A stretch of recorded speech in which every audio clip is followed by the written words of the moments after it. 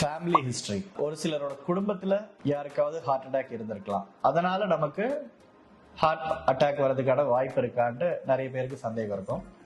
அதை ரெண்டு விதமா பார்க்கலாம். ஒன்று ஏஜ் ரிலேட்டட் செனிலிட்டி, ஏஜ் ரிலேட்டடா வர ஹார்ட் கண்டிஷன்.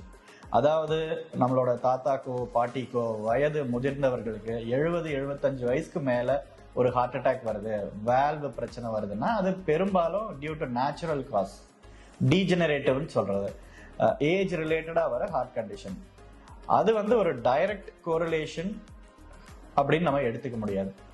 எப்போ நம்ம கன்சர்ன்டா இருக்கணும் அப்படின்னா, நம்ம குடும்பத்துல ஃபர்ஸ்ட் டிகிரி ரிலேட்டிவ்ஸ், நம்ம பிரதரோ அம்மாவோ அப்பாவோ சிஸ்டரோ இவங்களுக்கு ப்ரீமெச்சூர் ஹார்ட் அட்டாக், அதாவது 45 வயசுக்கு உள்ள அவங்களுக்கு ஒரு ஹார்ட் அட்டாக் வந்திருக்கு அப்படின்னு ஒரு ஹிஸ்டரி இருந்தா அது சிக்னிஃபிகண்ட். நம்ம இன்னும் கொஞ்சம் கவனமா இருந்துக்கணும். நம்ம தேவையான பரிசோதனைகளை பண்ணி பார்த்துக்கணும். நம்ம முதலே சொன்ன மாதிரி ECG, echocardiogram, cholesterol, sugars, BP அதெல்லாம் ஒரு சரியான இன்டர்வல்ல ஒன்ஸ் இன் அ வைல் பார்த்துக்கிறது ரெக்கமெண்டட்.